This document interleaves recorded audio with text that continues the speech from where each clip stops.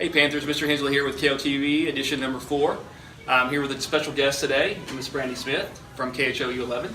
We're going to talk to you about Career Day, and she was fortunate enough to, or gracious enough to be a speaker for our seniors today. I think 2/3 of our seniors got to hear her. So we thought, well, her message is so profound and impactful that we wanted the whole student body to be able to hear her message. So again, welcome, and thank you for being here. Thank you so much for having me. I'm excited. I've heard you have a great bunch of students here at Klein. We do. It's an awesome place to be. So we'll talk about you and your career and kind of how you started in this business, and we'll kind of go transition to some other things and get back to that. So why don't you start back to you as a high school kid, and did you know you were going to do this as a career? I had an idea that I was probably going to be asking questions for a living because that's all I did as a kid, and annoyed my parents to no end. So in middle school I started in yearbook, and then in high school I did speech and debate, so picked up some public speaking skills. Okay. But in high school, this is the crazy thing, and I really hadn't thought about it until I was chatting with some of your students earlier today. I didn't apply for college in high school. My parents didn't go to college. It's not something they thought about, the process of it. It was just, you were going to go, but we didn't know how to connect those dots. And the high school I went to didn't really know how to handle that either. So I ended up going to community college for 2 years, which actually ended up being a great choice. It was really cost effective. So I ended up graduating from the University of Oregon, only paying for about 1.5 years of university. That's the only debt I took with me, which is very, very valuable. And you got smaller classes. So when I was studying journalism, it was, 10 of us in a classroom versus dozens of us. Yeah, we have a lot of kids. We were lucky, fortunate here to have 2 really good campuses. What's going on? Marshmallows? Brandi, I'm sorry. I don't know. Hey guys! I'm gonna let you finish and everything, but I have a really important announcement. So, homecoming's coming up. It's MTV Music Awards, and it's gonna be the best homecoming ever. Tickets are for sale at lunches, so go get your tickets. Security? Is that one of the kids we were talking about? Great kids? Well, most of the kids here are exceptional. That's Jillian Dunbar. She's our STUCO president. Normally a pretty good kid. I've never seen her act this way, so not sure what's going on. We should just cut it. Start over. Start over? Yeah, start over. Cut. Welcome back, Panthers, and Brandi, I'm really sorry about that. I don't know what got into Jillian. That was odd. A little Kanye-esque. It was very Kanye-esque, and she hit me right in the head with that marshmallow. A marksman she is with those marshmallows. She's good. So, great kid. Normally, I don't know. So maybe his parent can explain this behavior. I don't know. So let's move on to our purpose here, which is to talk about kind of, you mentioned career and kind of how you got to where you are now, and let's talk present day. So recently, you probably have seen Brandi on TV, maybe in several different outlets, but most famously probably was this clip from the Harvey coverage. You want to kind of set that up and what's going on here? Yeah, so we were going live. We've been out there for a couple hours, just showing people the conditions on the road. So this was early Sunday morning, like 6 to 8-ish. And a lot of people were waking up not realizing that the water was rising and that the rain was still coming down like it was. So we were trying to show people why they shouldn't go out on the roads. Of course, that meant we were out on the roads. So this is Beltway 8 at Hardy Toll Road. We've been broadcasting for a while, and we knew at that point that our station had started taking on water. It was right there on Allen Parkway by Buffalo Bayou. And our crew had moved upstairs. And over the course of us going live, we learned that they were evacuating the building, and we were the last live shot left. The master control op had already, so master control is who kind of programs all the live shots and punches the buttons to pull out the right shot. That person had already evacuated. So ours was the last button punched, there was no one left to do it, and there were only 3 people left in the building. Our general manager, our news director, and our producer, Polly, who ended up walking out of the building with her headset on. Wow. And the whole time, there wasn't much she could do or tell us. She just occasionally pressed the button and go, "You're still on. You're still on, keep going." But she did feed us that information when they said, okay, we're evacuating. So this all happened and it all blends together because it was a crazy morning, but we knew we had to go live. And we ended up on the east side of the overpass, and that's when the photographer I was working with, Mario Sandoval, spotted the truck. This truck And just down the road here was a bridge that was clearly posted 16 feet 9 inches, and the water was there. Okay. So this is probably 7 feet deep. At the time I thought it was 10, but it's probably 5 to 7. Okay. It eventually went over the top of the truck, deputies told me later. Because remember, this is early Sunday morning and that rain kept going through Right. Monday. Just completely buried it. But yeah, and so then we spotted the truck, and this happened. Okay.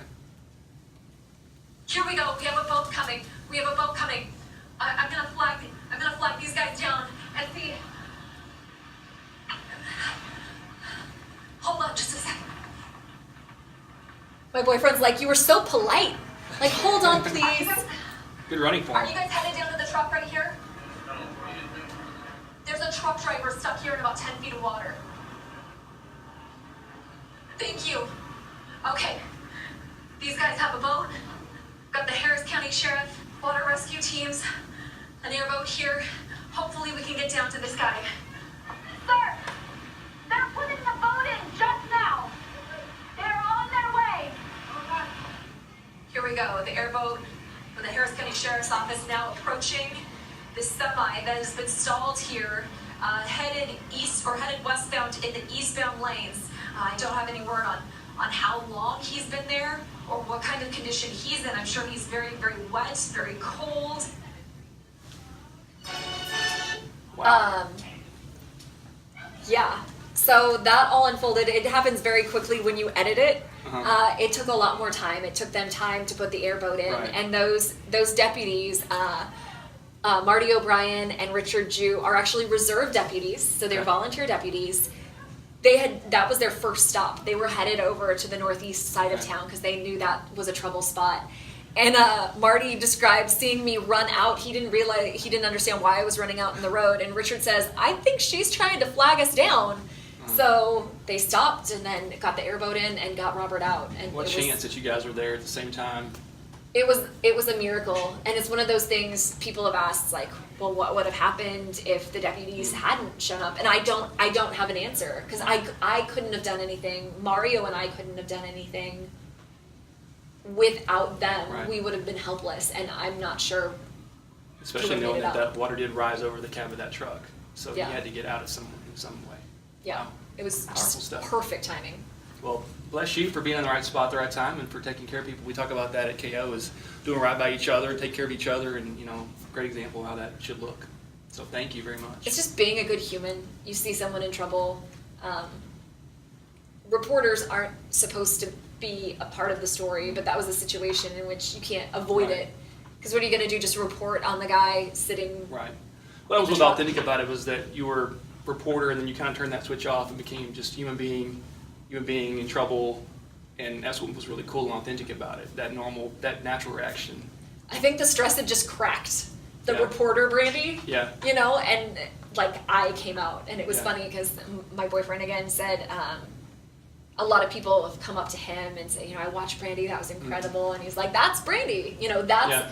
the Brandi I know. And sometimes we tend to have a hard exterior because you have to in this job, but crack us open and we're big softies.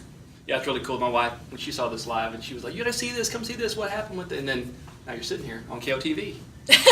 Pretty awesome. So I know from that, you've had some other things happen to you that are pretty cool. It looks like we have a clip here of you sitting on the news desk at CBS this morning. You were kind of the go-to on that broadcast. Yeah, they were really kind and reached out. Actually, when Nora was in town reporting in Houston, she was live on the ground.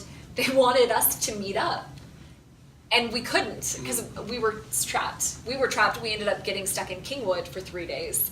And there was just no way to make that happen. Right. So they were amazing about inviting me out and showcasing the story. I wish Mario, Right. the photographer I was working with, could have come because he did at least half the work on that. He's the guy with the camera. He spotted a lot of it, what he could see through his lens. I didn't. And so he Big credit deserves to you. just I've as heard you much. say that at least 5 times today when you were speaking earlier and then here to give credit to him as well. That's really selfish of you. Really cool. that It's you- not you're though. sharing Like it as he a team really effort. does. Just like Yeah. he should be sharing in all this Yeah, too. really cool. I know that, and then I think lastly, you were on Ellen recently. Is that? Last week? Yes. It all blends together. I think 2 weeks Recently? ago. Yes. And I had met Robert and Virginia about a week after everything happened. Okay. I went to Durant, Mississippi and visited with them. Okay.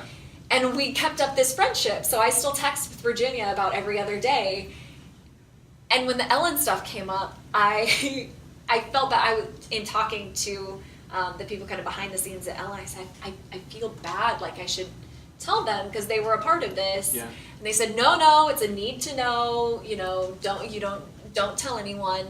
And now I know it was because they were Okay. bringing them on the show. Yeah, you genuinely didn't know they were there. It's a real reaction. You can No, tell. You're and they surprised. kept me kind of quarantined in there, and I just thought that was probably standard operating procedure, which it might be, but I suspect there were a lot of extra precautions taken to keep me Yeah, from running It's a into them surprise backstage attack. or really cool.